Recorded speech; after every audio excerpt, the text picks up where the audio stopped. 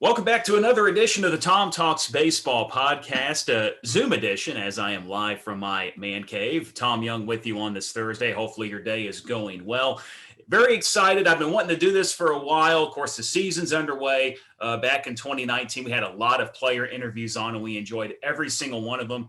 And I wanted to get this guy on because he's been off to such a great start this season. In fact, the league has recognized him twice for how good of a start he's gotten off to. Ryan Weiss, Amarillo Sod Poodle pitcher, 1-1 on the year, a 3.28 ERA in 5 starts. Opponents hitting just 165 against him. I think that's pretty good. Ryan Weiss, thanks for joining us on the podcast today. How you doing, man? I'm doing well, man. Thanks for having me. I'm curious for what you got for me, so let's get going. well, first of all, congratulations on the great start to the year. Such a great start, in fact, that twice you have been recognized as the AA Central Pitcher of the Week. Tell us how it feels to receive an honor like that, not just once, but in back-to-back weeks for the great work you've done so far on the field. Yeah, I mean, it's anytime you get recognized like that, it's good. Honestly, sometimes though, like the weeks can be so long. So the first time it happened, I was actually starting the next day. So it was like someone like had sent that I was like pitcher of the week. I was like, what? Like I would start tomorrow. Like I'm focused on that. And so it was kind of interesting because on start days, I kind of just try to be as focused as I can without letting the nerves and the anxiousness of the start get to me. But when I had everyone hit me up the day before, I was like, well, thank you guys, but I got to start my prep now. So it was good though. It was good. Well, let's talk about that a little bit. The day of, you're getting ready to take the mound, hoping to go as long as you can go. Is there a routine that you do? Is there a mindset that you try to get in? Does a previous start affect how you're feeling going into the next one? Walk us through the day of a Ryan Weiss start. Yeah, I mean, normally the games are at 7:05.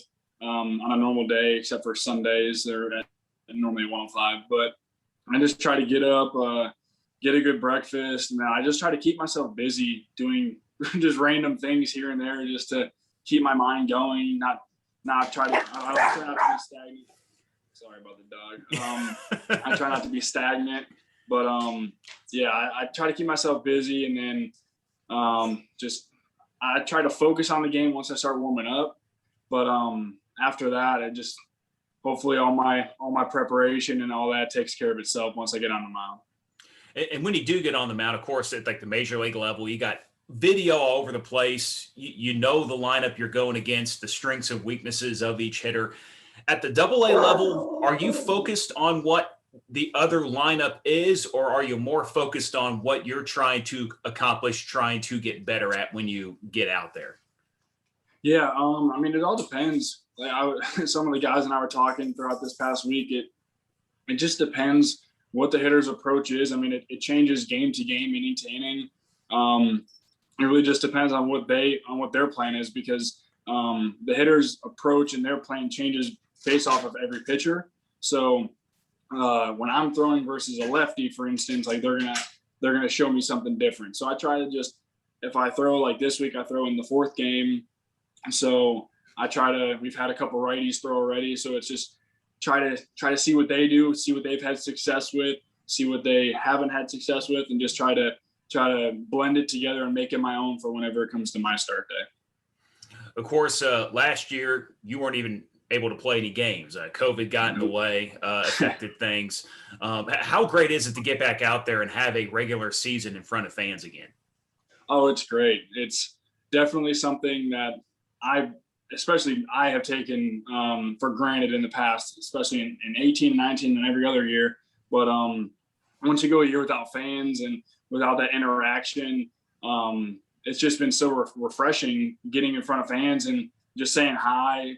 Like say it's signing a ball, or just being able to toss a ball up to a kid after a bullpen. It's so nice, because that means the world to them. Because I was in that position when I was younger, and if you got a ball at a game, you went home, didn't matter what happened, you're all happy. It's a lot of fun. And so, especially being back at home, because Amarillo's got great fans. So, I mean, opening night, it was like, we had like a 10-15 start, and there was a ton of people there just shouting and screaming. It was awesome. It was just so much fun to be a part of. Yeah, and even though you haven't had a lot of home games yet because of this weird schedule, you have taken them out a couple of times at Hodgetown. And so far, you've had a lot of success there. 10 and 2/3 innings. You've only given up 1 run on 4 hits. What's it like pitching at that ballpark in Amarillo? Yeah, I mean, it's anytime you're at home and you do well, you're not going to complain. So it's been good. Yeah, again, it was weird facing the same team twice in a series. That part's been different this year. But yeah, just being able to be in the clubhouse with the guys and then be able to come out to the game with the fans, and even during pregame stuff, whether it's doing our running or conditioning and whatnot, it's just been a lot of fun. Definitely excited for the next 2 weeks once we get back home.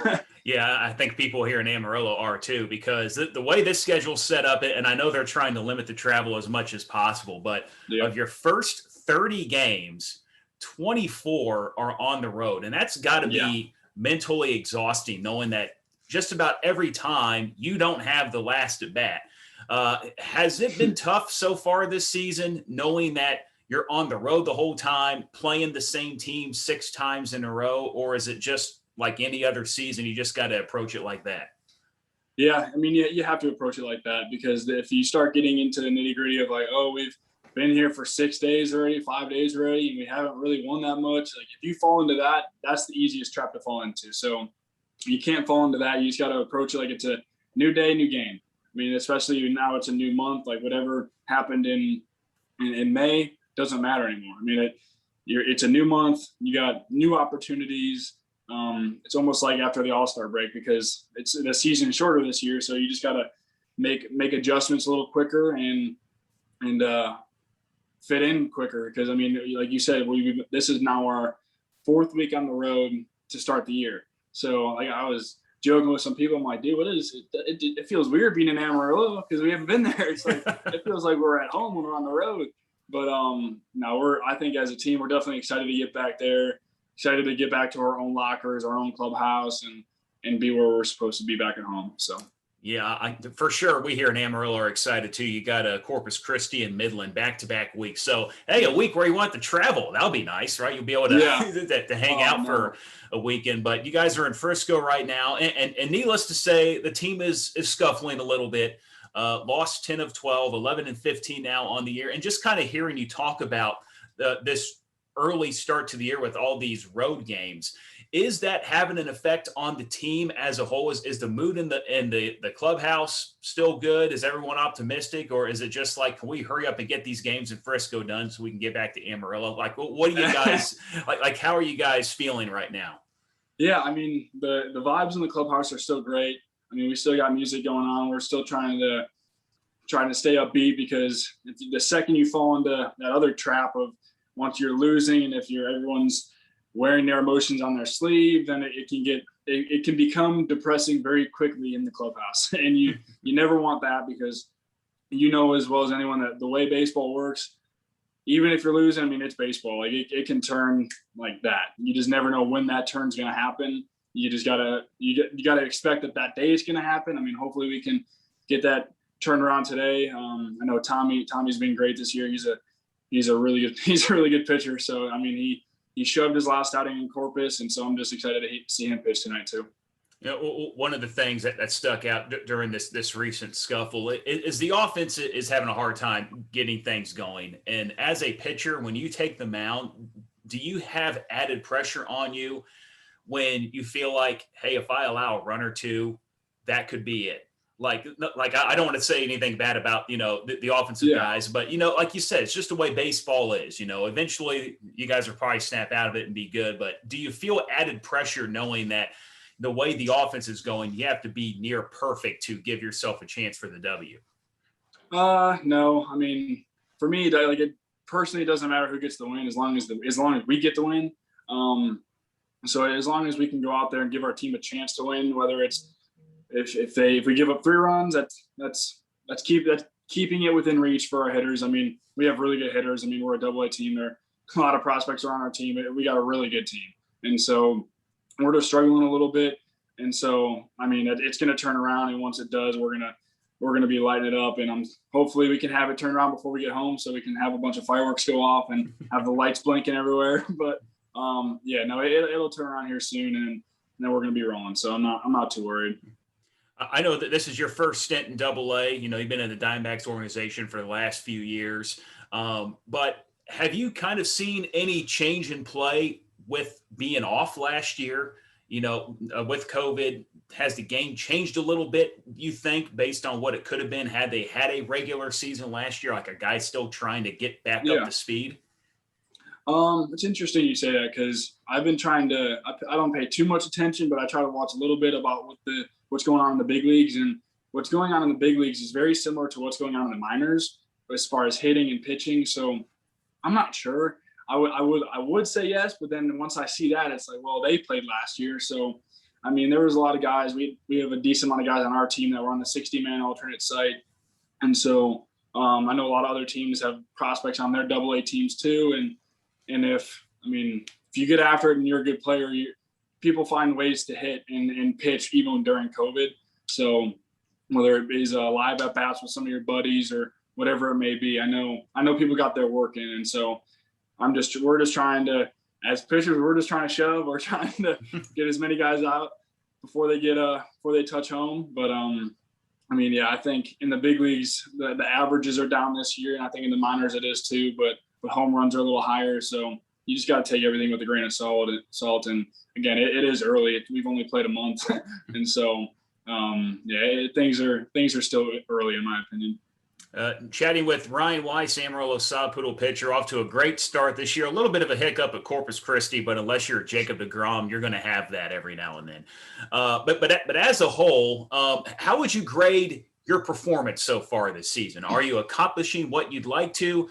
And what's the ultimate goal of the year? Of course, being promoted, and the ultimate goal is big leagues, but like on a smaller scale, what are you trying to work on to make yourself a better pitcher long term? Yeah. I'm just trying to, week in and week out, I'm just trying to give my best. I try to prepare as well as I can. I try to work as hard as I can. Faith is a big part of my life, so I know God's going to do the rest. I give it to him, and he's going to do the rest. So just trying to be a good teammate and just try to help our hitters when I can, help our pitchers. And it's a long season. So if you're too high or too low, it's just the emotions of baseball are gonna get to you. So I try not to let that happen. It's only been a month, just trying to have fun this week and next week. And and then the good Lord will take care of the rest. How do you try to find that balance between work and fun? Because if you're not having fun, I'm sure that the schedule can be grueling and you don't want to tackle it day in and day out. Yeah. Being a professional baseball player is pretty cool. So, a lot of people can be negative about it because they're struggling or whatever, but you know what? Like at the end of the day, we're all blessed. Like we're in Frisco right now. We were just in Corpus Christi, which is beautiful. Like we're in a different city every week, it seems like, for the most part. So I'm just trying to have fun, because this is a job that not a lot of people get the opportunity to have. And so I'm just happy about it. I'm just having fun. I'm just, it's just exciting. I'm just definitely very blessed. Of all the places you've traveled throughout your minor league career so far, do you have a favorite road stop? I don't know. They're all so different. They're also so unique. This place has been really cool. The stadium's definitely really cool. They have a lazy river in right field. Like that's crazy. That's so cool. But yeah, I don't know. It just depends, because on some nights, say it's a Wednesday night versus a Saturday night, like crowds are a little different. So now that we're on the road during the week, so we get like Tuesday through Saturday. So you see the ballpark in all its phases. So that part's pretty cool. So I'm just enjoying the new phase of baseball right now. Well, one thing I like to get to learn about with when I have the player interviews is just life growing up, like kind of how you got into baseball, when you figured out you were actually good at it. Because I played baseball growing up and I was quite frankly terrible. And that's why I'm doing this and I'm not on the field like you are. But just like me, you're an Illinois native, a South Elgin. Went to school there as well, ended up going to Wright State University in Dayton. But just tell us about your childhood and getting into baseball. Cubs or White Sox? I'm guessing one or the two, maybe a different one. But what was life like growing up in South Elgin? Yeah, it was fun. I played baseball my whole life, but I wasn't really ever that good. So I caught for most of my career, I caught freshman and sophomore year of high school. And then I asked one of my coaches, I'm like, hey, can I try this like pitching thing out? And I did well. And so I just kind of took it and rolled with it. So like junior and senior year, I didn't really throw that hard. So it was kind of like I hope I get a chance to play at a Division I school. I know a lot of guys, especially in pro ball, get the chance to get drafted. I was just looking at that draft like, oh my God, this is really cool. Like it's on ESPN. Like that's pretty cool. Like if that was me one day, that'd be great. But I didn't ever think it could happen. But yeah, and then Wright State was awesome. They're doing incredible this year. They're going to Knoxville, so hopefully they can make some noise over there. Definitely rooting for them. I throw Friday, so I throw the same day that they have their first game. I was like, well, I wish they could have had their game a little earlier, or we could have had our game a little later. But yeah, no, it's been a lot of fun. I'm definitely just very, very blessed, and just want to keep counting those blessings for sure. Well, walk us through getting drafted by the D-backs in 2018, because a lot of people I talk to, they're like, yeah, I was really good in high school. I was great in college. I knew it was coming, but it sounds like you were kind of blindsided by being picked a little bit. How did you and your family react to being drafted? Yeah, I had when I was at Wright State, I had an injury my freshman year. So my redshirt freshman year, I had a pretty good year. I went and played summer ball, and I had a pretty good year there too. So I kind of had an idea that like, okay, if I do decent this year, I can probably get drafted. I didn't really know which round I could go in, but after my sophomore year, I was like, okay, I might be able to go kind of high. Like I didn't really ever think it could happen. Like I said, I was watching the draft, and I was like, oh my gosh, like this kid, like I was his teammate. Like this is really cool. And so I found myself doing like the same thing during the draft. I was like, first couple rounds, I was like, dang, I played with him. I was like, okay, but if I played with all them, like I should probably be going kind of soon too. So yeah, I just I got the call from my agent, and he was like, hey, the Diamondbacks want to take you. And I was just like surprised, because like I didn't really talk to the Diamondbacks too much. I was like, the Diamondbacks? I was like, that was kind of out of nowhere. But I was like, well, I'm like, yeah, like, I'll do this. So it was definitely really cool. Definitely Wright State prepared me for what I needed up until this point, at least. I mean, they were great. Definitely very grateful for everything they've done for me, and just for all my coaches and family and friends. Yeah, they've all been great.